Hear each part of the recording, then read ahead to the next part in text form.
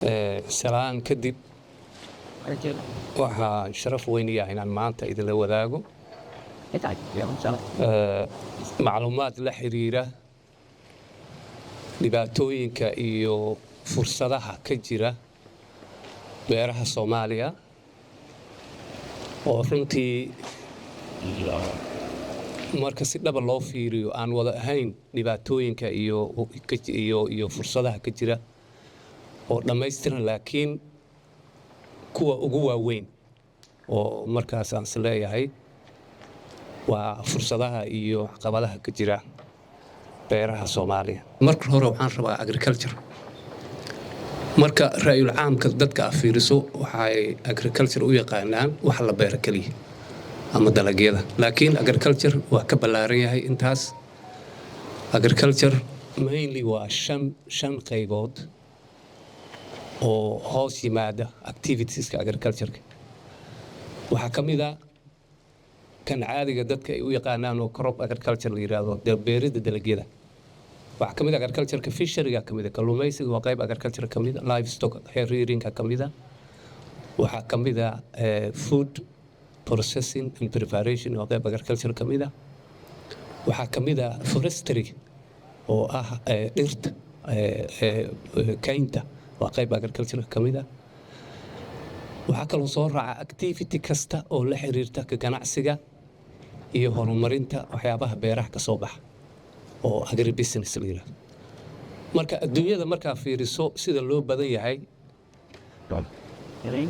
agriculture intaasoo dhan wasaaradda loo sameeyaa fishery forestry livestock crops wuxuu dhammaa agriculture laakiin duruufaha wadamadu kala duwan qolo walba qayb ka mid ah agriculture saas oo magacaabta. marka Soomaaliya uu soo noqdo agriculture habaysan Soomaaliya wuxuu bilowday waagii uu Talyaanigu waddanka yimid ka hor wax data ah oo full ah oo laga hayo ma jiraan. markaas uu soo bilowday oo teknolojiyo ka yimid meelahan Talyaaniga waxaas waddanka lagu soo bilaabay saas oo soo socday ilaa oo lixdamaadkii marka la yimid si fiican agriculture ku hormaray xorriyadii wax yar ka hor aad iyo aad agriculture Soomaaliya si fiican u hormaray. intaas markaan oo uga gudbo marka presentation-keena wuxuu ka koobnaan doonaa ilaa iyo 7 qaybood. qaybta koowaad oo introduction hordhac ah oo guud ahaan aan uga hadli doono Soomaaliya geographiga of Soomaaliya ka hadli doona maadaama agriculture laga hadlayo waa in geographigana wax laga sheego. geographigaas oo land-ga soo gali doono climate-ka soo gali doono. waxaan kaloo ka hadli doonaa food security sugnaanta cuntada oo wax weyn ah adduunka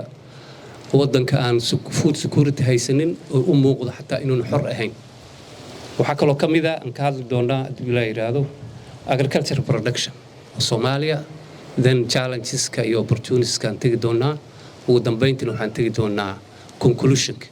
oo waxa soo aan ku soo koobi doono. Soomaaliya marka aan waa waddankiina wax kasta oo qofku baranayo waxa muhiim ah in asaga wax si gaar ah u qosay inuu barto. badanaa marka shirarka dibadda aadid waxa lagu weydiinaa waxyaabo oo ku saabsan waddankaaga. marka waa muhiim inaad waddankaaga xogtiisa hayso sector-ka ka baratay inaad xogtiisa hayso warshadaha yihiin haddii beeraha yihiin haddii xoolaha yihiin inkastoo si muuqata aan loogu dhigin dhaliilaha manaahijteena beeraha ay leeyihiin waxaa ka mid ah local agriculture lama dhigo. for example wadamadan kale markaa tagto waxaa jira maado gaar ah oo looga hadlo beeraha waddankaas oo la yiraahdo local agriculture. markaa dibadda tagto lagu weydiinaa beerihiina ka waran bedkiina ka waran maxaa beertaan maxaa mashaariicdii jira waxaas waa iska xoogaa ceeb noqonaysa tii waddankaaga xogtiisa ahayn laakiin hayso waxyaabahan kale how to improve crops iyo waxyaabaha la mid ah. marka waa muhiim aad ay muhiim u tahay Soomaaliya marka waddan geeska Afrika ku yaal waaye Ethiopia iyo West galbeed ka xigta Djibouti iyo Golofka iyo waxa soo xuduud la leeyahay Indian Ocean bariga ka leedahay. marka Soomaaliya dhaqaalaha marka la fiiriyo waxa la yiraahdaa beeraha waxay ku jiraan boqolkiiba 70 GDP-ga oo waddanka waa beeraha oo ah xoolaha iyo cropska annaga waagii aan dhoofin jirnay muuska waxaan ku jirnay wadamada ugu horeeya oo muuska adduunka aad u xiiseeyo siiba tayadiisa waxaana taas keenaysa nooca climate-ka aan haysano oo waxaan aragnay anigu waxaan ka shaqayn jiray agaasinka cilmi baarista wasaaradda beeraha 1988 ilaa 1990 qaybta waxaan ka shaqayn jiray furjiska waxaan aragnay crop ama for example bombelmo laga soo dhiibay Mareykanka oo noocan gaduudan ah oo la keenay afgooye marka crop la keenay wuxuu wataa wax la yiraahdo passport wax kala maaha sida passportka dadku kala waaye cropka waxa ku qoran faahfaahintiisa ku qoran oo ku saabsan wax cropkaas markii passportka la keenay oo cropka la tijaabiyay badanaa bambeelmada iyo citruska badanaa waxa la sameeyaa wax la yiraahdo grafting hore waa u soo qaadateen grafting waxa waaye non sexual reproduction grafting la cutting sa la keenay laama yara la keenay grafting aan sameeynay 4 sano kadib waxa soo baxay akhbaar ka duwan akhbaartii wixii Mareykanka laga keenay oo passportka ku qornaa sideedana bambeelmadu waa 3 nooc hada aragteen marka flashka laga hadlayo marka la dhaxda laga dilaaciyo balka la gooyo bambeelmada mid waa cad mid waa pink oo gaduud oo khafiifa iyo mid waa red bambeelmada marka la keenayay waxay ahayd waxa ku qoran meesha pink colored in pink colorkeeda laakiin markii afgooy lagu beeray oo 4 sano kadib ay soo go'day waxay noqotay red oo dhiig oo kala arintii dib la isugu noqday markaas Allah naxariistay waxa joogo wasiir xogeenkii wasaaradda beeraha oo arrimahan u qaabilsanaa Professor Maxamed Cabdinuur anagana macallin noogu ah jaamacadda arintii markaan u gudbinay wuxuu la xiriiray qoladii California ka soo dirtay wuxuu yiri saasa dhacday idinkana waxa soo qoteen iska hubiya dib ay u noqdeen pink way xagood laakiin xageena markaa soo gaarno liinta soo gaartay waxa waa guduud markaas laga bixiyay comments waxay yiraahdeen waxa saameyn weyn ku leh cimiladii oo ah kulaylka iyo iftiinka qorraxda oo aad iyo aad saameyn ugu leh midabka ay fruitska yeelan karaan that's why marka oo aan banaanahayna oo uga macaan yahay ugana caraf badan yahay banaanaha kale wadamada kale oo adduunka ay ka soo saaraan marka this is arrin aad muhiim u ah in oo maaragtay Soomaaliya agriculture-keeda aad iyo aad muhiim ugu yahay ayna ka duwanaan karaan waxyaabaha oo recommendation-ka adiga lagu soo gudbiyo oo halkan lagu keeno inay ka duwanaan karaan waxa result oo soo bixi kara waxa kale su'aal ahaan ah anaga markaan sun la keeno oo kale meelaha sunta lagu tijaabin jiray qaybaha plant protection-ka oo tijaabada waxa ahayd sunta marka la keeno wadanka ilaa tijaabada ay ka soo warbixiyso suntaas wadanka lama gelin jirin ama ganacsi lama gelin jirin waxa la sameyn jiray waa la tijaabin jiray rates kala duwan oo waxa la isticmaali jiray tijaabooyin rateskaas kan ugu wanaagsan ugu yaraan 2 xil ilaa 4 xil marka la tijaabiyo recommendation la bixin jiray waxa dhici jirtay marka rateska annaga aan soo saarno oo recommend garay inuu ka duwan yahay rateska ku qoran labelka oo dhalada ku qoran waa aragteen dhalada ama caaga waxa ku qoran xaashiir oo dhahay intaas oo liter intaas oo milliliter literkiisaas marka aad ay muhiim u tahay in oo la ogaado oo experiments la sameeyay wadankaaga xaaladiisa aad iyo aad ugu socdo marka 70% oo crop iyo livestock ah saas ay tahayna dadka ka shaqeeyay waxay ahaayeen 70% beeraha ka shaqeeyaan waa xoololey ama waa beeraley ama waa xoololey iyo beeraley isku dhafan saasoo marka wuxuu u noqday agriculture-ka first sector oo ugu horeeyo dhaqaalaha Soomaaliya marka topography ahaan Soomaaliya aan fiirino climate ahaan dhul ahaan markaan fiirino waxa loo qaybiyaa 5 qaybood oo ah Golis Mountain Range in the north buuraha waqooyi oo Golis Range la yiraahdo silsilada buuraha Golis oo buura ah oo dhinacaas badda cas jira broad limestone sandstone basin covering all of the central and southern Somalia iyo dhul dhagax bataaxeed oo badanaa gobolada dhexe saas ugu fidsan waxaa kaloo ka mid ah the northern coastal plains iyo bannaanka ama dhulka bannaan ee xeebaha waqooyi. waxaa kaloo ka mid ah broad flat plains of the Juba and Shabelle rivers iyo dhulka fatahaadaha ay saameeyaan ee webiga Juba iyo Shabelle. waxaa ka mid ah the central coastal plains iyo bannaanka xeebaha gobollada dhexe. shantaas qaybood oo Soomaaliya juqraafi ahaan saas loogu qaybiyaa.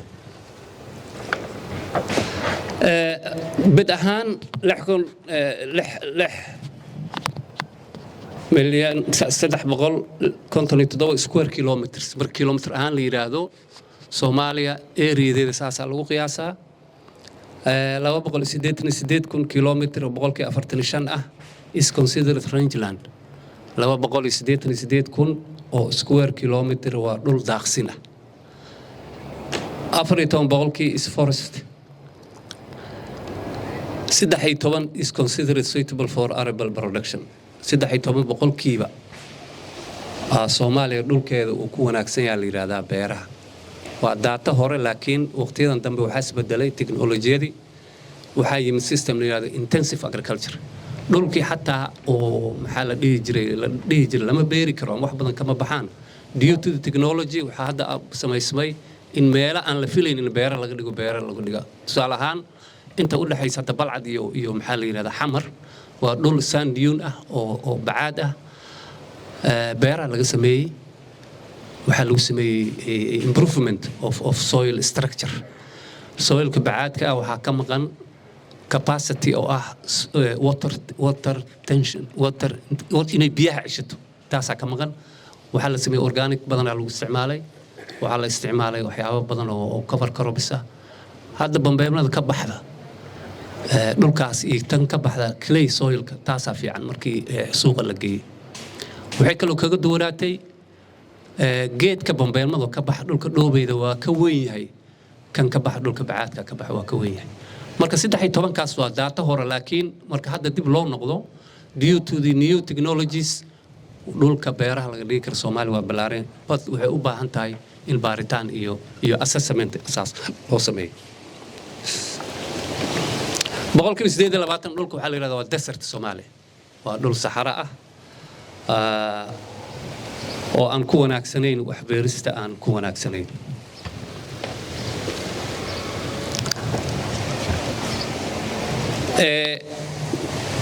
marka fact ahaan fiiriso oo Soomaaliya daatooyinkooda wuxuu fiiriso waxa u weyn beeraha u weyn. labada webi waa weyn waxay yihiin labada webi oo siiya biyaha siiya wadanka. biyaha siiya waa river Shabelle iyo Juba. inkastoo waqtiyadan dambe lagu soo daray wax la yiraahdo Dawa river, laakiin I don't believe in Dawa uu yahay webi, laakiin wuxuu noqon karaa waadi. marka river wuxuu leeyahay definition, waadina wuxuu leeyahay another definition. dadaa ra'yi qaba inay Soomaaliya 3 webi leedahay.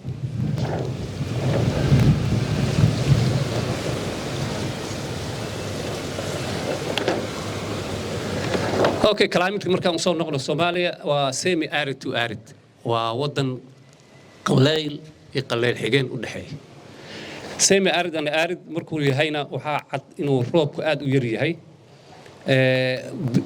roobku wuxuu isbedelaa, wuxuu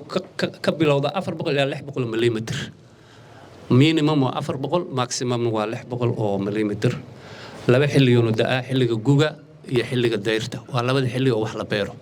60% roobka ka daa Soomaaliya wuxuu daa xilliga gugu daa. 40 wuxuu daa dayrta iyo wuxuu daa xagaaga. xagaaga waa xilli saddexaad, laakiin waxaa roobkaas helo marka laga soo tago xeebta ilaa 90 kilometer. beledweyne ma gaaro xagaaga ilaa iyo 90 kilometer kadib roobkaas wax nasiiba kuma laha. taas oo jirto waxaa jirta saa la socotaan in wadanka laga dhoofin jiray weli la dhoofiyo liinta qalalan. suuqyada adduunka waxay leeyihiin wax calendar la yiraahdo. wadan walba wuxuu ku soo saaraa soo saarkiisa waqti. beeralayda afgooye kadib markay ogaadeen in beledweyne uunan gaarayn xagaaga oo bilaha September Octoberna ay liintu qaali ka tahay adduunka bilaha June May iyo Julyna aan lagu qalajin karin shabeellaha hoose iyo shabeellaha dhexe waxay keeneen farsamo ah inay liinti oo cagaaran oo qoyaankeeda leh ay beledweyne geeyaan intuu roobku da'ay meeshan ku soo qalajiyaan kadibna ay soo celiyaan runtiina fikrad fiican ahayd suuqa waxay ka heleen profit aad iyo aad u wanaagsan marka xagaagaas wuxuu ku egyahay ilaa 90 kilomitir kaliya kadib waxa imaanayo dayrtii asaas soo galaysa meelaha xeebaha ah oo 50 kilomitir gudaha ah xagaagaas oo kala ka dah iyagana wuxuuna gaaraa ilaa iyo bisha July iyo August gaaraa daa'itiisa meelaha oo agropastoralka dadka xoolaha iyo isku haysto beeraha marka fiiriso waxay u badan yihiin gobolada waqooyi oo hadda Somaliland la baxay ay aad ugu badan yihiin ilaa iyo gobolka bari oo hadda Puntland ah average rainfall-kooduna aad u yar yahay waa 400 ilaa 500 millimeter sanadkiiba marka celceliska saas loo celceliyo 200 ilaa 300 millimeter ay u badan yihiin laakiin marka sanadkii la fiiriyo jiilaalka dheer marka oo waqtigaas jiro December ilaa March marka la fiiriyo aad ay ugu adag tahay goboladaas in ay cuntadooda ay sugtaan maxaa yeelay jiilaalku waa waqtiyada xoolaha ugu maaragtay nolol xun yihiin gobolada koonfureed marka timaadid aad iyo aad roobka ugu duwan yahay waana ka wanaagsan yahay roobka ka daa xeebaha ka daa iyo gobolada dhexe intaba ka daa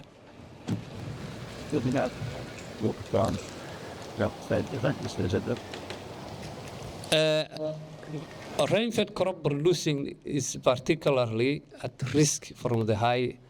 unpredictable of the rainfall markasta beeraha lagu tacbo xareedda lagu tacbo markasta waxa ka taagan dhibaato maxaa yeelay abaaraha soo noqda haddii abaaraha soo noqdaana waxay keenaysaa in roobka yaraado temperature-na kor u kaco sideedana markaad fiirisid agriculture is water haddaan biyo lahaynin agriculture ma jiro input sida kale fertilizer iyo wixii lamid ah seed haddeen biyo jirin waata quraanka lagu sheegay wax walba waxaan ka abuurnay biyo waa dhibaato oo jirto marka oo laga hadlayo rainfed-ka abaarahaas imaanay waa dhibaato aad u jirto waxaa badanaa dhaca marka annaga xaggeena ka dhaca laba dhibaato oo agriculture Soomaaliya dhibaato ku hay labadaas dhibaatana waxa waaye marna waa biyo badnaana dhibaato nagu ah oo waxa yimaado floods ama waxa yimaado wax la yiraahdo fatahaado marna waxa yimaado biyo yaraan oo abaaro marka labadaas aan u dhaxayna laba dhibaato oo hal factor ah waa water marna water badan oo dhibaato loo geysto marna biyo yaraan oo iyadana dhibaato loo geysta waxaan u badan yihiin dhulalka Jubba iyo Shabeelle temperature Somali marka fiirisid 15 ilaa 36 waaye with an average in the high 20s relative humidity qoyaanka awadana waxa waaye 20 meelahaas within the Jubba and Shabeelle valleys is moderately high laakiin marka fiiriso meelaha webiyada u dhow temperature u dhow humidity waa koreeya maxaa jira waxa ku dhow yani webiyada oo biyo ku jiraan markuu dhaco evaporation oo evapotranspiration waxa tirado biyo badan galay marka hawada dhulalka kale markuu yar yahay humidity yar yahay iyagu waa badan yahay maadaama ay u dhow yihiin webiyada u dhow yihiin biyo badan ay hawada galay xaaladda oo sugnaanta cuntada iyo waxaan ka hadlaynaa iyo nafaqada Soomaaliya waxaan maqalnaa sugnaan cunto waxa waaye isku filaan cunto ama amni cunto si kale Soomaaliya waxay tiraahdaa sugnaanta cuntada waxay ku xiran tahay wax soo saarka wadanka iyo sida cuntada loo isticmaalo sideeda marka food security la yiraahdo waxa jira tiirar oo food security ku taagan yahay waxa laga yaabaa badanaa haddii la yiraahdo wadankaas wuxuu heer ka gaaray wax soo saarka cuntada cunto badan oo soo saaray oo dadkiisa ka badan macnaheedu ma aha wadankaas food security oo heer ka gaaray ma food security wuxuu leeyahay afar shardi uu leeyahay. Number 1 availability wax la yiraahdo in cuntada horta ay taal physical cuntada ma la heli karaa wadanka ma taala cunto dadka ku filan waa 1. laba waxa waaye access cuntada dadka ma heli karaan waa qodobka labaad waay. marka waa sababta loo diidayo wadanka cunto badan oo soo saara food security ma aha waa inay dadka access u leeyihiin. midda saddexaad hadday helaan can they utilize utility waa qodobka saddexaad in la isticmaali karo cuntadii qofku uu jirnaan karaa ama cuntada waxay noqon kartaa cunto aan lahayn nafaqo lahayn sida hadda waxyaabaha loo keenay inta loo keenay ay u badan yihiin. iyo qodobka afraad oo ah stability availability access ka utility inay joogto yihiin. markaas la dhihi karaa wadankaas food security oo uu gaaray ama sugnaan cunto uu gaaray. laakiin cunto badan oo xareysan wadanka ma macnaheeda wadankaas food security uu gaaray ma. afartaas qodob aad muhiim u ah in maskaxda lagu waayo waana wax international la isku raacsiyaa. Soomaaliya marka xaqiiqda ka hadlno xataa dagaalkii ka hor oo dawlad xoog leh jirtay oo aad iyo aad wadanka oo tacabkiisa aad ugu sareeyay weligeen waxa ahaan jirnay wadamo oo cuntadooda ku filnay wadan cuntadooda aan ku filnayn 86 meelahaas xoogaa kor u soo kacnay aan ku dhawaanay 50% inaan daboolno baahideena cunto aan qabno. baahideena cuntona waxa lagu daboolaa sideedaba wax soo saarka wadanka marka uu dadku kaafin waayo laba meelood oo kale ee cuntada ay ka dhameystirantaa inay ganacsi ku timaado iyo inay ku timaado maxaa la yiraahdaa food aid cunto kaalmo inay ku timaado saasa markaas oo dadka cuntadiisi oo ku noqonaa cunto oo secure ah oo ku filan. markaad fiirisid waxyaabaha oo food security aad u taageero waxa kamid ah small scale farmers production. adduunka marka la rabo in beero la horumariyo waxaa la horumariyaa beeralayda yaryarka ah waxay laf dhabar u yihiin wax soo saarka cuntada maxaa yeelay iyaga waxay tacbadaan cuntada markay soo saartaan wixii iyaga anfacaa markay reebtaan waxay keenaan wixii kala suuqa keenaan intaasoo milyan oo beeralay yaryar ah waxa sida suuqa keento waxay keenaysaa marka security wadankaas laakiin haddii la yiraahdo kambaniyada la caawina kambaniyada badanaa waxay ka shaqeeyaan waxa la yiraahdo commercial crops ay ka shaqeeyaan asendooyinka crops food security la xiriira ma ka shaqeeyaan fruits iyo waxay ka shaqeeyaan vegetables and industrial crops. food security marka laga hadlayo waxa laga hadlaa waxyaabaha la yiraahdo energy foods cuntada tamarta laga helo cerealska kamida beanska kamida oil cropska kamida waxyaabahan kale waa waxyaabo kale oo commercial ahaan loogu talagalay. production agriculture markaan ku soo noqono Soomaali climate keeda is harsh climate rainfall keeda iyo intensity-giisa aad iyo aad u isbedelaa. drought and flooding is the main agriculture areas. flooding the main agriculture areas are common waxay ka dhacaan fatahaadaha meelaha wabiyada aad uga dhacaan wax kalena ma fatahaad biyihii yimid webiga celin waay intaas laga fatahaad macnaheedu volume-ka biyaha yimid iyo volume-ka uu leeyahay webiga waxa yar volume-ka webiga yar saas darteed marka biyihii waxay ku soo fatahayaan dhulka webiga u dhawaa. waxaa jiray hay'ad dhan oo wasaaradda beeraha hoos timaad oo la dhihi jiray hay'adda webi qodista jiilaal oo dhan waxay ka shaqeyn jireen labada webi waa qodi jireen waxay u qodayaan si webiga volume-kiisa loo kordhiyo oona biyo badan u qaado oo fatahaada uu sameyn. laakiin after burbur waxna lagama qaban waa la sii baabi xataa waxaa la baabiyey infrastructure-radii biyo xireenadii kanaaladii waaweynaa waxaas oo dhan marka fatahaada hadda iska joogta waay hadduu roob badan di'in jowhar waa ka socotaa meelo badan marka waa wax jira waay dhibaato jirto aad iyo aad flooding abaarahana waa iska soo noqdaa 5 sano marayba soo noqdaan waxaan intaas keenayo in aynan jirin ku mashquulsanaan oo arrimahaas lagu mashquulsan yahay. Soomaali markaasiyadu waxay leedahay laba wax beerashay leedahay waa rainfed iyo irrigated labadaas system aan leenahay anaga beero xareeda iyo beero oo waraab ah. badarkana sidiisaba Soomaaliya wuxuu ka soo go'aa 90% cerealska Soomaaliya waxay ka soo go'aan koonfurta oo ah hiiraan marka laga soo bilaabo ilaa iyo Kismaayo lagu geeyo waxaana u badan oo aad ugu badan oo laga soo saaraa cerealskaas sorghumka u badan oo rainfedka laga soo saaro especially Bay region gobolka Bay maize-kana waxaa laga soo saaraa irrigate areas-ka predominantly lower Shabeelle region marka fiiriso labadaas crop masagada iyo galleyda hadii la yiraahdo hadda ninka reer magaalka ah kee number 1 ah oo aad loo cunaa Soomaaliya hadii la yiraahdo wuxuu leeyahay galleydu leeyahay misma laakiin ma ah cropka ugu horeeyo oo cereal crop ah oo Soomaaliya laga cuno waa sorghum cropka ugu horeeyo oo cereal crops ah oo aad loo soo saaro ugu horeeyo wax soo saarkiisana waa sorghum maxaa yeelay sorghumka marka fiiriso production ahaan iyo maxaa la yiraahdaa quality ahaan waa ka duwan yahay galleyda waa ka duwan yahay haddii hadda masagada galleyda la isbar bardhigo waxa laga yaabaa dadka inay yiraahdaan galleyda fiican laakiin nutritionally waxa fiican masagada aad u fiican waxayna u noqotay inay first ay noqoto waxa cuna dadka ugu badan dadka ruralka cuno dadka reer magaalka badan ay masagada saas u cunaan waxay badanaa cunaan galleyda iyagoo siyaabo badan oo u diyaarsanay marka fiirisid marka meelaha oo ay ka baxaan galleyda iyo masagada iyo digiraha masagada waxay ka baxdaa saaro soo sheegan Bay dhulkaas oo rainfedka ku yaal labada Shabeelle iyo Hiiraan meelo kamid ah waxa ka baxa galleyda ka baxa waxa jira wax la yiraahdo cowpea belt la yiraahdo ama dhulka oo digirta oo ka bilaabato wax yar Muqdisho marka la dhaafo ilaa ay Hoobiya tagto waxa ka soo go'ay digirta gaduudan oo monocropping ah kaligeed la beero saa ogtihiin we have two systems intercropping iyo monocropping waxa waaye hal crop kaligiis in la beero for example mooska hadaan soo qaadano bariiska hadaan soo qaadano intercropping wax beerid marka galley iyo digir la isku dhex beero oo kale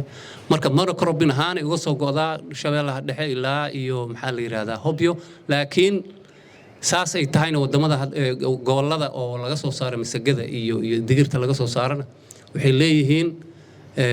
intercropping oo cowpea iyagana ay ku soo saaraan laakiin taasa main ah taasa aad iyo aad u badan beltigaas aad u badan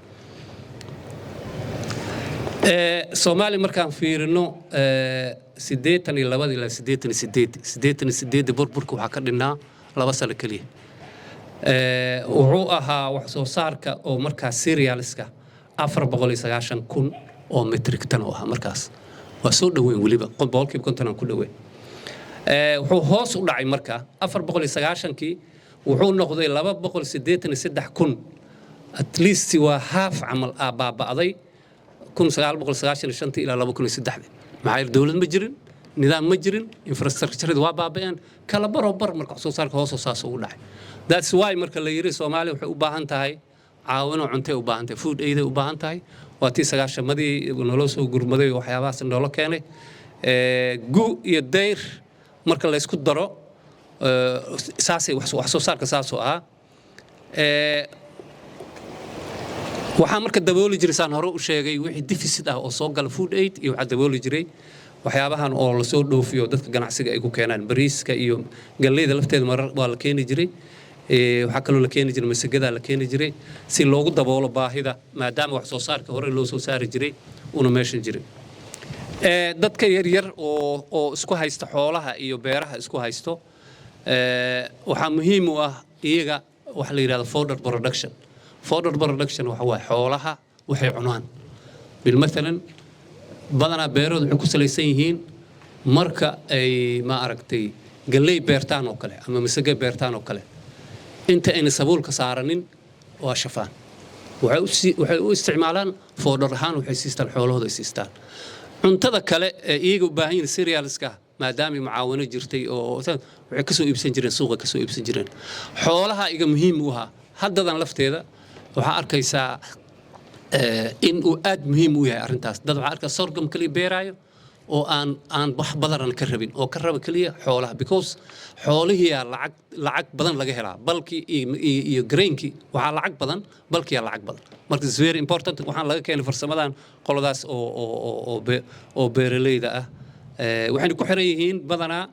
deficit kaas markuu dhaco waxyaabaha international imported foods like rice kaas bariis kaas waxaas iibsadaan waxayna ku xiran tahay maxaa la yiraahdaa waxyaabahaas ay keensadaan waxay ku xiran tahay xoolaha ay dhoofsadaan lacagta ay ka heleen ay isku maamulaan iyaga shaqo kale ma qabtaan intaas marka waxaan guud ahaan uga hadlaynaa Soomaaliya maxay tahay dhulkeeda muxuu yahay climate-keeda muxuu yahay food security-geeda muxuu yahay intaas marka ugu baxdo maxaa dhibaato haysta Soomaaliya marka challenges-ka maxay yihiin oo Soomaaliya haysta xagga beeraha waxa waaye poor natural resource management waxyaabaha natural resource-ka ah oo aan sidii la rabin looga faa'iideysan waa cilada koowaad waay number 1 waay poor natural resource management maxaa kamida waxyaabahaas waxa kamida natural resource oo si fiican looga faa'iideysan waxa kamida inay Soomaalidu aad iyo aad uga faa'iideysanin dhirta qaar iyo biyaha inay si uga faa'iideysan biyaha dan soo qaadno waxa arkaysaa markuu roobku da'o badanaa biyuhu waxay ku shubmaan labada badood ay ku shubmaan webigii markaa fiirisa doo si fiican u baxo oo fatahaad xataa dhicin biyihii waxay ku shubmayaan badihii meel wada shubmayaan marka waxay u baahan tahay number 1 in arrintaas wax weyn laga qabto oo natural resource management aad loo hagaajiyo waxa kaloo kamid ah dhibaatooyinka natural resource-ka overgrazing meelo in aragteen xoolo ka yimid beledweyne waxay daaqsin u aadayaan maxaa la yiraahdaa Kismaayo waa overgrazing wax la yiraahdo xoolihii waxa la yiraahdaa seerooyin waxaas jiri waagi hore oo dadka loo kaydin jiray markay dhinac daaqaan dhinac kale hadan loo soo wareejin jiray oo maamula jiray laakiin hadda waxa arkaysaa dadkii inay meel isugu yimaadaan ee wixii baabi'iyaan haddana xoolihii la soo wado gobol kale loo soo wado taasna waxa keenaysa in tiradii xoolaha oo meel daaqi lahayd tiro ka badan in la geliyo taasna waxay keenaysaa marka overgrazing problem jira waay waxa kaloo kamid ah uncontrolled charcoal production wax soo saar ama dhuxul shidid aan la controlin dhirta waa la baabiisaa oo la socotaan dhuxushu waxay noqotay source of income in lacag laga raadiyo oo la dhoofiyo marka dhuxul dhoofinaysa it means dhira dhoofinaysa wadanka aad loo baabiyo geedo badan oo qiimo leh oo natural source aad loo dhoofiyay charcoal is another problem waxa kaloo kamid ah poor natural resource waxa kamid ah land degradation and soil erosion haddii dhir la waayo waxa la weynaa iyagana ciidini waa iyadana waa ku dhacayo nabaad ciid guura ku dhacayo maxaa yeelay dhirtu waxay celisaa ciidda roobka markuu da'o dhulka biyaha ku celisaa dhulkaas markay biyaha ku celiso ciidina waa ku haraysaa waxay kaloo ka celisaa dhulka dabaysha qaadi lahayd ciidda nafaqada leh haddii laakiin dhirtii la jaro labadaas problem waa imaanaya waxa imaanaya dhulka inuu soilka uu isqabsanin waxa kaloo imaanaya in dabaysha qaado soilka coverka kore oo ah meesha kaliya oo nafaqada leh charcoal production in particular is damaging to the environment qof kasta fahmi karo environment aad damage karayna marka dhirta la baabi'iyo waliba dhirta oo aad loo baabi'iyo waxa kamid ah akaacha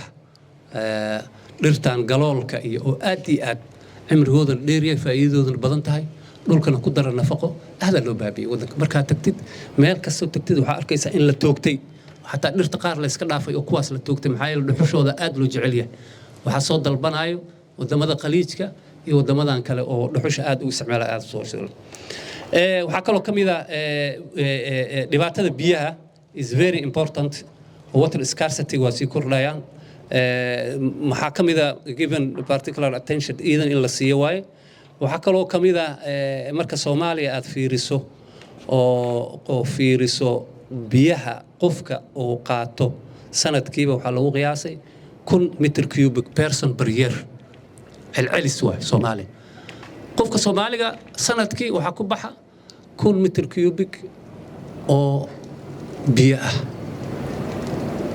marka la fiiriyana 1,000 meter cubic oo biyo ah qofka doo sanadkii cabo wuxuu ku jiraa qof ay biyo la'aan haysa camal waa waana dhaqankeena hadda markaa fiirsanay biyo badan ma cabno waxaa laga yaabaa dadka inay biyo badan cabaan liter nooca waa ku badan tahay laakiin minimum 2 liter iyo wax ka badan laakiin anaga dhaqankeena ma ahabo laakiin marka la fiiriyo adduunka waxaan nahay water deficit shakhsiyan marka fiiriso biyaha caafimaadkooda wax weyn qofka ka taraan marka fiirisid medicinal background marka fiirisid hatta biyaha waxay daawo u yihiin cudurro badan ay ugu horeeyaan kaliyaha qofka marka uu biyo badan cabo markasta kaliyihiisu waxay u yihiin kaliyo u difaacan laakiin marka ay biyo yaraan hayso waa marka ay kaliyaha ay ku samaysmaan waxyaabaha dhagxaanta la yiraahdo oo marka dambe qofku ay gaarto in la qalo wax kalena ma aha in uu biyo wasaq cabtay wasaqda ku jirtay inay adigu kalidaa gaartay ma aha biyaha cabtay oo kalida ku haray oo muddo ku jiro waxa samaysmaya proteiniski waxyaabaha ku jira oo adkaanaya waxay kugu noqonayaan laakiin haddii biyo badan qofku cabo waxaas dhan waxay noqonayaan in ay ka tagaan marka fiirisid marka dhuxusha waxa aad u kacay 2001 Soomaaliya dhuxusha laga jaray wadan laga jaray ma jirin waa xilligii shirka carta aan u maleynaa sanad kadib dhuxusha ugu sarreeyay Soomaaliya waxa laga jaray 2001 waxaana loo dhoofin jiray ay u badnaayeen wadamada khaliijka waana markii uu dhoofin badnayd xataa domestic use ma export markii waxa batay dadka badan oo waxaas lacag geliyay ganacsatada lacag gelisay oo dadka diray oo saas u dhoofiyay dhuxushaas jirtay 2001 waa sanad madow marka loo fiiriyo environmentiga Soomaaliya sidaas oo kale waxyaabaha jira waxa kamid ah wabiyada xilliyada qaar waxay noqon jireen garoomo lagu ciyaaro banooni lagu ciyaaro noqon jireen waana faktorka labaad oo ahaa abaaraha waxay keenayaan wabiga qalalo roobka badan wuxuu keenaa in wabigu soo fatahaado arrinta labaad markaan ka soo tagno poor management of natural resource arrinta labaad oo challenge ku ah Somali agriculture-keeda waxa waaye poor crop and variety diversity kropka aan haysano ama dalagyada aan haysano oo dalagyo liita aad u liita oo aan kala duwanayn haddana for example hadda galleyda oo kale waa hal nooc aan haysanaa oo waagii tijaabada subtoxlia laakiin after years markasta abuurka waa la cusboonaysiiyaa after years waxaa dhacday inay haddana regression samaysay oo ay ku noqotay buurnimadeeda ay ku noqotay laakiin adduunka markaa tagtid 4 varieties jir oo la leeyahay varietieskan waxaa la beeraa xilli hebel varietieskan waxaa la beeraa xilli hebel varietieskan waxaa la beeraa xilli hebel varietieskan waxaa la beeraa sidaas si la mid marka dib jira waa iyadana inaan haysano varieties yar oo aan horumar lahayn 2016 waxaan daraasad ku sameynay bariiska jawhar wuxuu ahaa meesha kaliya oo Soomaaliya bariiska uu soo saar badan oo lacag badan looga helo 8meeyadii waxaa baxay halku dhig la yiraahdo jidda ama jawhar jidda waxay ahayd waagaas meesha laga dhiso xamar oo Sacuudiga laga soo shaqeystay waxay ka wadeen macnaha bariiskaas lacagta laga helo wuxuu u dhigmaa nin jidda ka soo shaqeystay oo saas u dhigmay 2016 daraasad waxaan sameynay maxaa problema oo bariiska haysto la sameeyay shirkadda wadaag la yiraahdo oo ka shaqeysa beeraha iyo wax la xiriira aad daraasad ku sameysay ilaan dawlad ma jirto oo waxyaabaha soo jeedo waxaa dhacday marka problemka ugu weyn aan aragnay inuu ahaa poor seed in seedka oo xun yahay marka seedkaas waxaa la keenay 60meeyadii waa la beeray wax improvement ma jirin markaas yiilkii wuxuu gaaray 1 hektar 1.5 1.5 maxaa la yiraahdaa oo tan inuu soo saaro haddii la gadana wax lacag dad badan marka isaas isaga dhaafeen daraasadaas la sameeyay arrinta labaad waxay ahayd marketing suuq geyn fiican ma leh adduunka waxaa jira shirkad oo marketing leh oo markii ka soo gadato beeralayda crop ka soo gadato packaging ku samayso packaging fiican u samayso jawaan fiican u samayso wax ku qorto kadib saas u dhoofiso marketing ma jirin beeralayda wuxuu saga soo shubanaa jawaankiisii la maybe jawaanka dhuxusha laga keenay xataa inuu soo shubo soo karkaro suuqa keeno sideedana marketing wuxuu ka bilowdaa aqoonna waa u leedahay issue ka bilowdaa waxa markay ku soo jiitaan waxay u badan tahay inaad gadato waa naqshad qubaraa jiro naqshadaha sameeya kaliya ama gasac ama jawaan ama baakad waxay doontaa ahaato marka arrinta labaad waxay ahayd inay tahay marketing problemka labaad aqbalay kan saddexaad wuxuu ahaa processing makiinadaha oo bariiska jijibinay marka arrinta seedka xooga saarnay koow maadaama ay muhiim tahay waxaa jiray macad la yiraahdo International Rice Research Institute oo adduunka bariiska u qaabilsan oo Philippines ku yaalo macadkaas aan la xiriirnay waxayna yiraahdeen maxaa ism varieties ka isticmaalnaa anaga waxaan isticmaalayna variety la yiraahdo IR22 iyo IR24 markaan akhbaarkaas u dirnay waxay yiraahdeen hadda adduunka lagama isticmaalo labadaas variety waxa arkaysa inaan adduunka ka baxnay xataa aan ka tirsanayn xataa horumarka adduunka lagu isticmaalo labada IR goorma ugu dambeysay si aan abuurdiisiin waxaan noo soo dirtaa in climatical data of your zone waxaan noo soo diraysaan maxaa la yiraahdaa daatada ama xogta oo climate-ka si aan ugu soo dirno cropka idinka bariiska idinka bixi kara waan ogtihiin oo waxaa jira wax la yiraahdo crop ecology maada la qaato way dalag walba meel kama bixi karo dalag walba climate uu leeyahay temperature wuxuu leeyahay biyo leeyahay wuxuu leeyahay wixii aan u qornay temperature-ki iyo roobki iyo waxaas waxay nagu xireen qolo oo la yiraahdo East Africa East and South African area qoladaas waxa ka keenay tolo variety jooharan ku tijaabinay todobadii waxa fiicnaaday saddex waxay noqdeen saddexda hadda ugu wanaagsan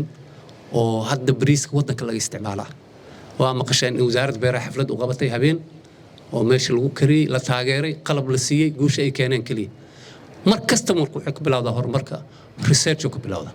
haddii problemka adiga ama ka saynin problemka ku haya aad ka saynin waxa ma ka qaban kartid no first waxa weyn problemka ogaatid kadib waxa waaye inaad solution keentid kadib waxa waaye implementation kaas ina keentid bariiski marka oo aan tijaabanay saddexdaas nooc hadda waxay ka waxa waa saddexda nooc hadda wadanka laga isticmaalo aadna loo isticmaalo wasaaraddan ay aqoonsatay saddexdaas variety ay tiri waa varieties ka baxa wadanka oo la aqoonsan yahay marka seedka marka poor seed markaan leeyahay poor crop and variety markaan leeyahay wuxuu ka bilowdaa cropska waxay ka bilowdaan seed haddii seedka uu xun yahay oo you have poor seed waxa rabtay fertilizer ka rabtay pesticide ka rabtay biyaha rabtay abuurkaas wax fiican wiligiis ma dhalay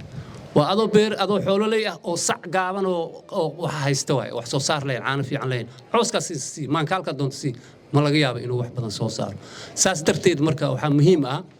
in seedka xooga la saaro waa qodobka oo hadda meesha noogu qoran poor seed poor crop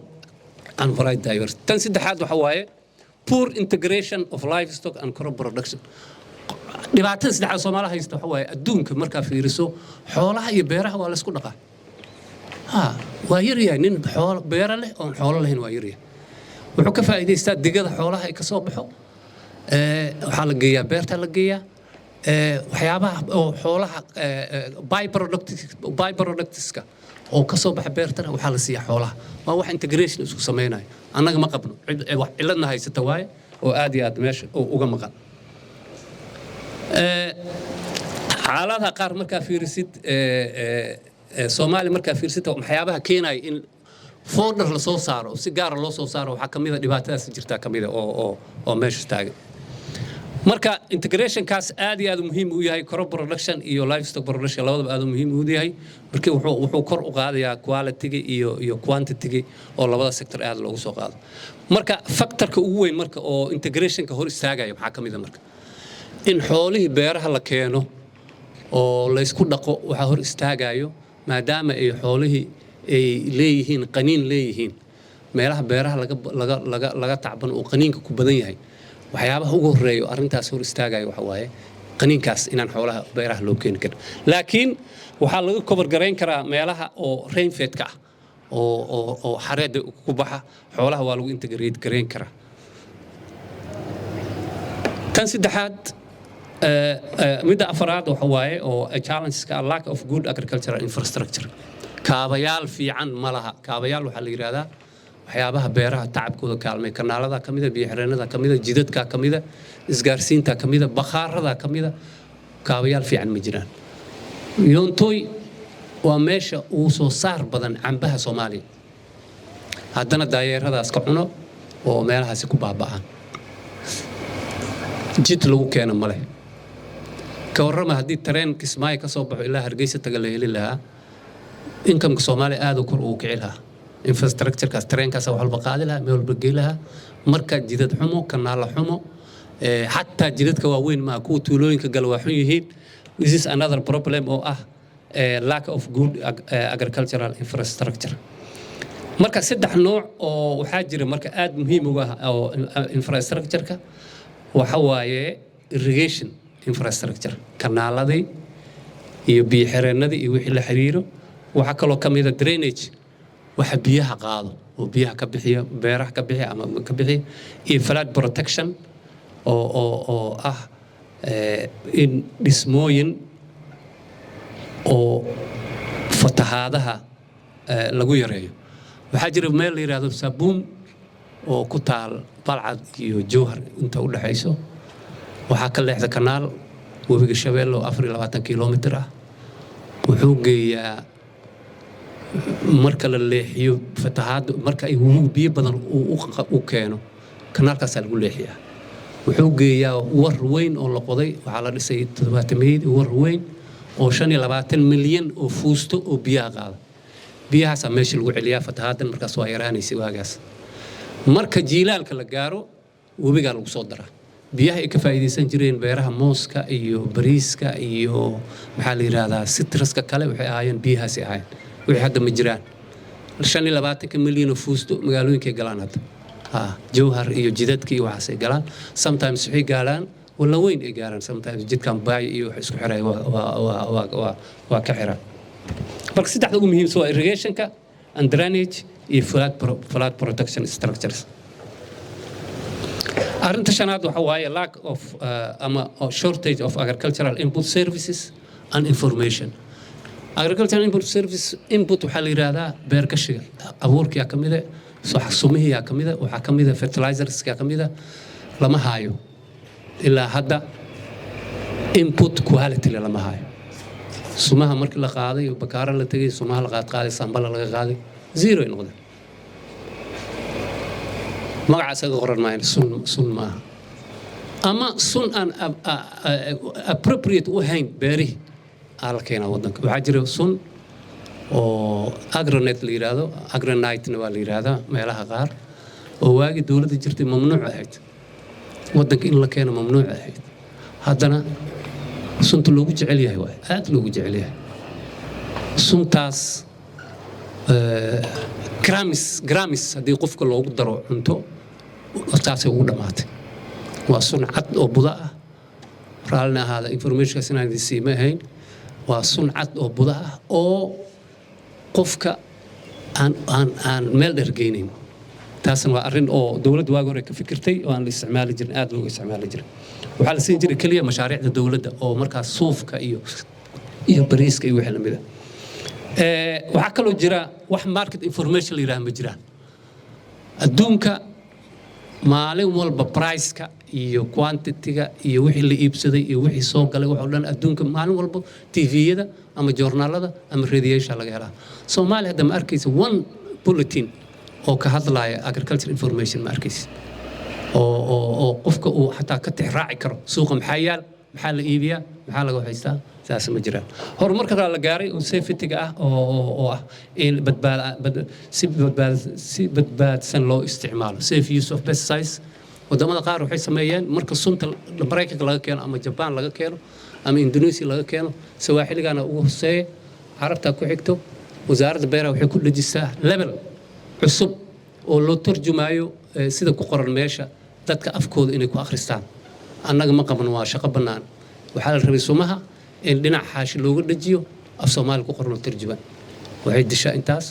xasaas loo isticmaalaa dhibaatooyinkiisa waxa saas ma jiraan waa dhib jira iyadana inputka problemkiisa servicekiisa waxyaabaha la xiriir challenge-ga lixaad waxa waaye technical capacity lama haayo awood farsamo oo waxaan isku dheelitirnayn baahida awoodda farsamada iyo dadka la haayo aad isku dheelitir maadaama burbur nagu dhacay dadka qaar waa dhinteen dadka qaar waa hawlgabay noqdeen dad qaarna waddanka waa ka tageen marka waxaa isku dhacay marka baahidii oo jirta iyo dadkii soo saari lahaa waxyaabaha loo baahnaa oo markaas la soo jaamacadaha waxa soo saarayeen taasna arrin jirta waa iyadana oo qayb challenge-ga lixaad ah challenge-ga toddobaad waxa waaye limited marketing and processing opportunities wax suuqeyn oo xadidan iyo processing yani warshadaynta good example waxa hadda waxaa la leeyahay maxaa galeyda oo Soomaaliya dadka magaalada maxay galeyda u cun laayihiinoo waxa ka problem kana kamid ah processing la'aanta kamid ah burka asagoo loor ku jira la helaa bariiska asagoo loor ku jira la helaa sokortida loor ku jirta laakiin ma helaysid daqiiq galey oo loor ku jirta ma helaysid problem jira waa processingka wuxuu kamid yahay problemada haysta Soomaaliya maxaa yeelay waxa sahlan bariiska da soo qaadato islaanta waxay soo shubaysaa waa is very easy waa la dhaqaa digsiga lagu shubaa laakiin galeyda maxay u baahan tahay inaad qaado makiinada geyso soo qaado haadiso kadib ku celiso haddana marka waa laakiin haddii processing fiican la sameyn lahaa oo daqiiq galey la sameyn lahaa waa sahlanaa lahayd dadkana waa cuni lahaayeen xataa wixii waddanka ka soo baxay waa cuni lahaayeen waagii oo dagaalada ka hor 3 warshadood ku taal waddanka ama 4 ahaayeenba oo la dhihi jiray warshadaha badarka gobolada dhexe gobolada koonfureed muqdisho meel bay ku yaalaan aad loo cunay marka waxaas processing kale aad iyo aad oo saas muhiim ugu ah waxa kale kamid ah poor road infrastructure high fuel costs and high infiltration further aggressive the market waxa keenay marka qofka sida hadda aan sheegay yoontayo kale inuu qofku wixii iibsan waayo price ka oo kala dib jira waaye annaga waxa ku tirsanahay hadda boqol marka tiraad hadda waxa lagu tirsanay dollar Soomaa inflation hadduu dhaco price-kaaga waa hoos u dhacay inflation hadduu kaco waxaa hadda waxay taagan tahay inaan dollarka lacag noo yahayba oo saas wax noogu noqonay saas waxa kaloo kamid ah waxyaabaha oo aad iyo aad muhiim ku ah food aid cuntada oo kaalmada oo badanaa waxa la keenaa inkastoo hadda ay inkiraan dadka badankooda inkiraan laakiin waa dhici jirtay marka galeyda soo goda waxa la keenaa macaawina la keenaa ninka beerley 3 xilli markuu tacbo wixiis waxba ka heli waayo arko galey 500 la gaday tiisana 200 tahay marka waa iska it is another problem laakiin wuxuu u baahan tahay policy siyaasad oo dawladeed taas u baahan tahay inputka marka fiiriso Soomaaliya marka fiiriso inputka adeegsigiisa waxyaabaha hortaagan waxa kamid ah hadda soo sheegnay service male beeraleyda siyaasad ay cash crop iyo main crop ku wada beertaan malaha beeraleyda waxa laga yaabaa inuu galey beerto iyo digir isku dhax dhigo oo yiraahdo maxaa la yiraahdaa deynta markuu qaato waxaan ku siinaa markay beerta ii soo goodo beertina markay baaba'dana cash crop gaaban oo soo koro waqti gaaban ugu soo koro deyn isaga bixi taasna male low cereal prices ee keenaysa hadda hore soo sheegnay oo kale food aid ka waxay kamid tahay waxyaabaha keenay fursadaha suuq xumada ku dhacay beeraleyda yaryar ee soo saar badarka soo saar tan kale waxa kamid ah lack of agricultural research and limited access to information wadanka soo burburay ma jirin wax cilmi baaris beereed ma jirin hay'addeena ugu dambeysay marka la burburiyay oo dhulkii xataa la qaatay wax research sameeyo oo national level ma jiraan waa laga yaabaa jaamacada iyo companiyo wax interest kooda inay subsadaan laakiin national interest research wax la yiraahdo اليومنا هذا مجرو وزارة بيرهنا ملها عد أو سميسنا مجرتو واحد جروا because research كله باهي مركورة problem identification إنها هرت بيريه أدو بيرلي ذم حيل بعد قبان إن بيراساس أوسو أورورس كتب محكوس جري كتب solution كنا كان تكون conclusion كهذا دونا إن شاء الله تعالى مركز research نوع مقيم research واحد كلامها definition كله وين أورادين research is problem solving research وحواي لبعض الحلين أيبس وحال ربع لكن أديك هذا research سمينا يصير هرتا research كان سمينا أيو أما جامعة أنجو أما دولة أما شقية أما private company هذا research كان باهي من الواقع يا علامة جيد كان علامة هي سميها قواي إن أنتريو kind of research واي أنا شيء سوي كل وين سوي كل لكن باهي من الواقع واي مركو حال ربع research كنقطة demand based research أو باهي كل سنة laakiin research iska sameynaa waxyaabahan dambe maalmahan dambe waan ugu soo bateen oo aad iyo aad maaragtay qofka wuxuu jecel yahay inuu research ka sameeyo laakiin waa inuu dhammaan oriented ahaado arrinta sagaalaad waxa waaye unsolved land tenure issues and cases of land disposition ilaa hadda Soomaaliya waxaa ka jira dhul la isku haysto oo dood ka taagan tahay oo anaga lahaan jiray aniga u sharci waayis waxaas wax xalina ma leh lama xalin maxkamadda xalisan ma leh waa xal taas waxay keentay marka dhulkii inuu out of production noqdo oo ka baxo wax lagu tacbin because dispute waay dispute area soo maqal jirin dispute waay taasna waa arrin jirta waay waxay u baahan tahay in si sharciya loo xaliyo impact of inappropriate aid intervention kaalmooyinka oo aan sidii wanaagsanayd waddanka loo keenin ama waqtigoodii aan la keenayn ama wax fiican aan la keenayn waxaa taas ka wadaa macnaha cuntooyinka qaar markaa fiiriso waddanka la keeno haddii la qaado laab la geeyo la fiiriyo nutritionkooda aad iyo aad wuxuu u yahay u yar yahay oo waxay iska noqonaysaa uun caloosha iska buuxi laakiin waxba qofka aan ku kordhinayn waana taan food security ugu soo hadlaynay waxaan idhi utility inuu faa'iido ay leedahay oo la adeegsan karo cuntada saas loo adeegsan karo food aid especially food commodities oo la soo dejiyo oo waddanka la keeno waa wax marka aad fiiriso risk ku ah food production risk ku ah siyaasadaha dawladahana arrintaasna aad ugu fiirsadaan waa markii waxa kamid ah siyaasadda ugu weyn oo dawladaha ay ku dhaqmaan waxa kamid ah hadduu jiro waxa waddanka laga soo saaro dibaddana laga keeno for example rice waddanka waa laga soo saaraa dibaddana waa laga keenaa dawladda siyaasadeeda koowaad oo caalamiga waxa waaye in rice-kaas dibadda laga keenayo canshuur weyn la saaro si uu qaal u noqdo oo kan oo waddanka saas loo gato haddii briiskan la gadanayo suuqa si fiican uga soconayn wax soo saarkiisa waa kordhaa dad badan aa beeraay that is very important waxa waaye aad muhiim u ah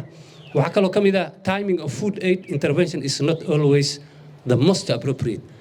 beerihii oo soo go'i rabaa wax la keenaa wixii la keenaa this is another important waa waxyaabo policy ku xiran siyaasad ku xiran iyo daacadnimada qofka madaxda ah haddiina qofka madaxda aan daacad ahayn ogaada dhibka weyn ma jiro madax xun adduunka dhibka weyn ma jiro annaga markaan fiirino waxaa la yidhahdaa third world ama waddamada soo koraya la yidhahdaa ama waddamada hurdaha la iska yidhaahdo corruption waxaan u naqaanaa lacag laxadaa u naqaanaa corruption laakiin waddamada horumaray corruption wuxuu yaqaanaan wrong person wrong position this is the real corruption lacag laxada ma corruption waxa waaye qof aan mudnayn boos uunan mudnayn la geeyey this is the corruption definition ugu dambeeya waddamada dib u dhacsan waxay dib ugu dhaceen qodobkaasaa ugu horeeya oo qofka wuxuunan garanaynin madax looga dhigo ama loo dhiibo WFP mar waxay isku dayday in ay waxyaabaha oo waddanka ka soo bax marba haddii Soomaali ka qaybinayso inay ka qaybiso waxyaabaha gudaha ka soo bax oo galeyda ama masagada iyo digirta gudaha ka soo bax inta lagu xareeyo bakhaar waxay yaray socotay laakiin maadaama siyaasadooda khilaafsan tahay waa socon weyse waa la joojiyey 2 sano kadib saasaa loo joojiyey intaas challengeskan kusoo koobnay laakiin waa ka badan yihiin aad ugu badan yihiin waxaan fiirinayaa fursada maxaa haysanaa marka what's the opportunities we have oo Soomaaliya oo beeraha ay haystaan trading mentality mid ugu horeyso adduunkan isku raacsan yahay waxa waaye Soomaalida inay leedahay maskax ganacsi waa opportunity waa fursad aan haysano waa oo dadka kale aan kaga duwanahay marka aad tagtay East Africa South Africa aad tagtay Europe Canada Mareykanka dadka Soomaalida oo ganacsanayo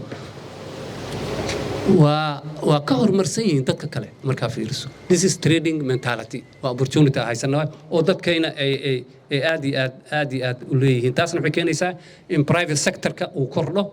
oo isla markaasna fursad aan u helno inaan horumarro kala duwan samayno oo keenayo markaas in beerihii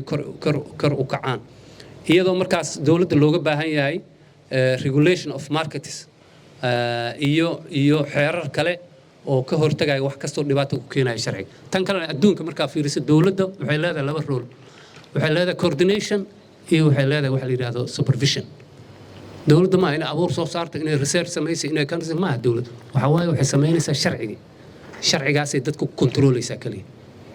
ma inay iyada wax walba qabanayso ma company-ga qabanayo waxa qabanaya jaamacadaha qabanayo macaasiyada qabanayo waa in ay leedahay coordination iyo supervision nidaamkii inay iyo soo dejiso inay dadkan ku ilaaliso laakiin ma inay dawladda wax walba qabato ma adduunkan waa laga tagay because wadamada horumar hadda dib u noqoto carabtan marka tagto meelaha company-ga shaqeeyo good example waxa COVID-19 oo maqshay cudurku khatarsanaa dawlad soo saartay malay talaalkiisa ala soo bandhigay company-ga soo saareen company-ga private iyo jaamacadaha soo saareen marka dawladda inay isku mashquuliso waxay dadka qaban lahaayeen inay qabato maaha waa inay just coordination samayso inay supervision samayso dawladnimada fiican saas waa number 2 natural resource base waxaan haysanaa waxyaabo khayraadaan haysanaa tan hore waxay ahayd trading mentality dad maskax leh tan labaad waxaan haysanaa waxa la yiraahdo natural resource haysanaa waxay anaga warka ugu dambeeyay uu sheegay 8.1 million hectare oo waxaan leenahay dhul beeraha ku wanaagsan haddii intaas la beero Afrika taa ka badan yahay waxay u baahan tahay laakiin waagii oo 90gii before the burbur waxaan beeran jirnay 1.08 kali 1 milyan laakiin 8 milyan waa leenahay marka taasna fursad kale waa oo u baahan in investment lagu sameeyo oo la maalgeliyo aad ugu baahan waxa kale oo jiro sideetameedii waxay muujinayaan statistical la qaaday waxay muujinayaan in ay kordhaysay wax soo saarka beeraha uu kordhayay iyadoo la adeegsanayo dholol cusub baa la sii aaday waa la sii socday halka milyan waa ka sii badnaa lahayd 90 la soo gaari lahayd si fiican loo xasili lahaa there is considerable scope also for increasing of land currently under cultivation waxa kaloo jiro farsamooyin kale teknolojiya cusub oo dhulka haysatana aad ku kordhin karto wax soo saarka laba waa inaad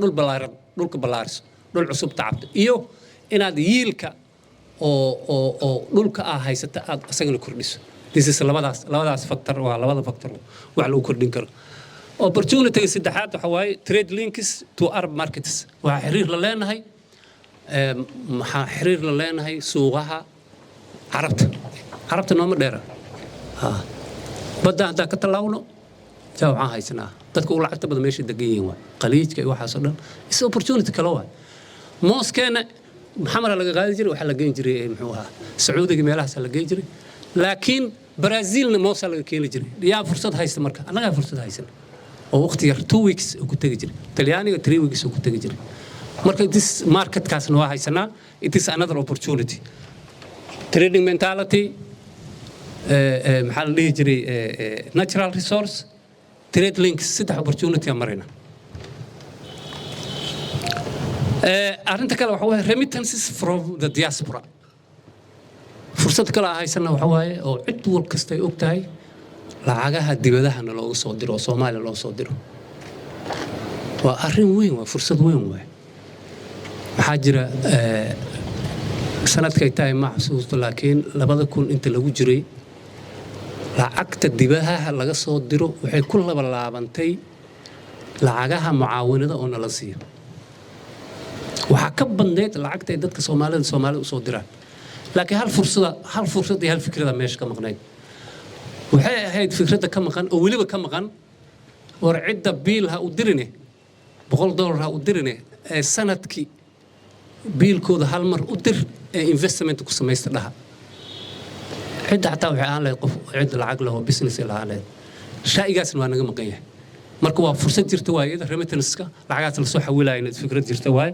oo diaspora ay soo xawilaayeen waa opportunity-ga afraad tan kale waxa waaye the good response to introduction of new appropriate technology and methods Soomaalida marka fiirisid waxa la yiraahdaa they are risk takers waa niman oo diyaar u ah riskiga diyaar u ah khatar u ah marka wixii la keen waa qaataan Soomaalida wixii technology wixii la keeno maadaama risk takar ay yihiin waxyaabaha ay ku horumareen ay saas tahay maxay ila carabtu waxay tiraahdaa hadda faa'iido rabto inaad qasaaro diyaar u tahay laakiin inta khasaare iska ilaalinayso oo lacagna haysato lacagtaas cunid leh kaaga dhamaanay laakiin haddii aad risk diyaar u tahay oo investment aad samayso wixii la keena aad baroobayso waxay noqonaysaa mid kale tanna waa iyadana opportunity oo dadkayna leeyihiin oo risk take risk ah kan lixaad waxa waaye existence of high potential areas waxaa jira meelo badan oo wax laga soo saari karo oo siiba Jubba iyo Shabeelle laga soo saari karo markay fatahaadaha dhacaan dhulkaasna qayb ka mid ah oo beeraha ah waxaa loo isticmaalaa daaqsin ahaan haddii laakiin loo isticmaali lahaa in wax laga soo saaro oo korobiska bixi kara water availability to allow for sustainable expansion fatahaadahaas markay biyaha ka baxaan lagama faa'iideysto haddii laga faa'iideysan lahaa oo markaas technology cusub la isticmaali lahaa hada adduunka rangelandiga korobiska la beerayo markuu roobka da'o oo istaago oo biyihii guri rabaan diyaaradaha la soo diraa diyaarada yaryaraha la soo diraa kuwaas abuurka firdhiya anaga hadda beeraleydayna waxa waaye cagafku saaran yahay ama cagafku hor socda oo saas u firdhiya diyaaradaha abuurkaas firdhinaayo abuurkaasa markuu wuxuu soo baxaa after 2-3 months wuxuu noqonaa crop area dhan oo fatahaad ka dhacday oo aan la geli karin diyaaradahaas abuurka ku firdhiya marka anaga taas waa haysanaa laakiin teknolojiyadii iyo waxaa naga maqan farsamadii aan u isticmaali lahayn waxaa kaloo ka mid ah waxyaabaha haysano existing local indigenous knowledge waxaa haysanaa aqoon dhaqameed dadku waa yaraystaan laakiin is very important aaday muhiim u tahay haysdhihin jaamacada ka baxday digriya qaadatay beeraleyga wax ma yaqaan haysdhihin iyaga caadadooda waaye markaad tagtid waxba ma taqaanid annaga nagu dhacday iyadoo dawlad jirto in nala yaso oo la yiraahdo maxay bartay wax yaqaan buugii xaashi buugii qalin iyo waxaas sababta laakiin beeraleyda aqoon leeyahay hal example ay sheega laba example ay sheega waxa assessment u aadnay area-da oo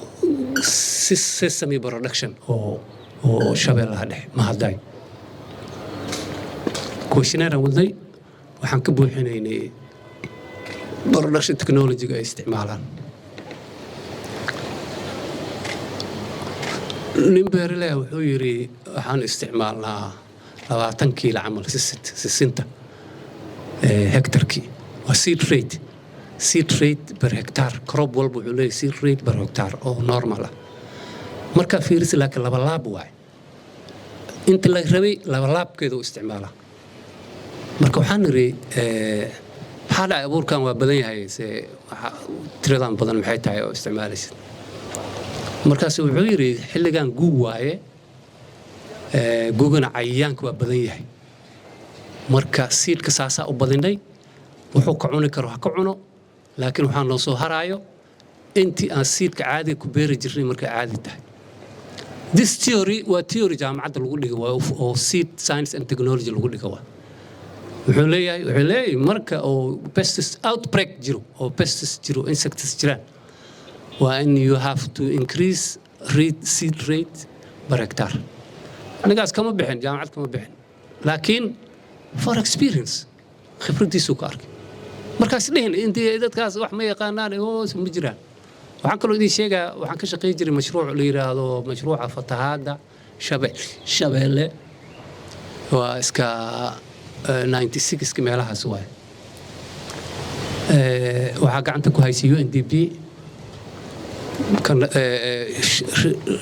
webiga Shabeelle wuxuu ka fuqay meel dhan ka fuqay biis waxay gaareen jidkan hadda oo baydhabo xasi gaareen waa la xiri waay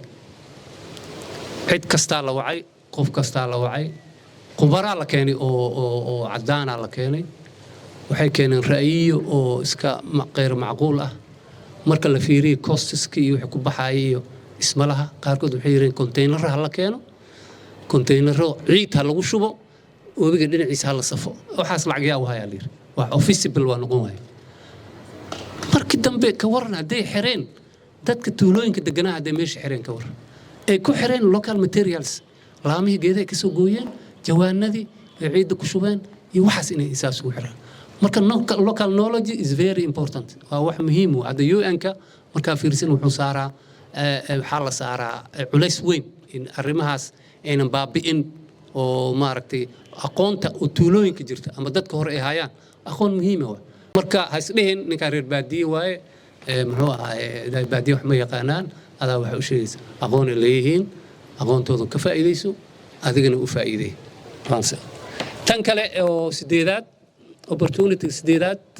haddaan meeshaas ku dayno conclusionka marka uu soo gabagabaynayno waxa waaye to improve the status of agriculture in Somalia si loo hagaajiyo xaaladda beeraha Soomaaliya the following steps should be taken in talaabooyinkan la qaado waaye number 1 maxay tahay proper challenge identification dhibaatada jirta horta waa la kala duwanaan karaa isteediyada waa kala duwan karaan gobollada waa kala duwanaan karaan maxaa dhibaato oo jiro horta si rasmi ah si scientific ah inaan noqonin wax oo la iska qiyaaso maahay wax si cilmi ah in horta loo identifikareeyo maxaa la yiraahdaa dhibaatadaas number 2 root causes analysis in maxaa cause garay dhibaatada waa jirta example yiilku waa hooseeya okay beeraha wax fiican ma soo saaraa number 2 in la yiraahdo maxaa cause garay oo si cilmiya loo baaro inay beeraha wax soo saaraan number 3 recommendations marka research la sameeyo in recommendations markaas wixii lagu xalin lahaa saas loogu xilo thank you for your attention assalamu alaykum wa rahmatullahi wa barakatuh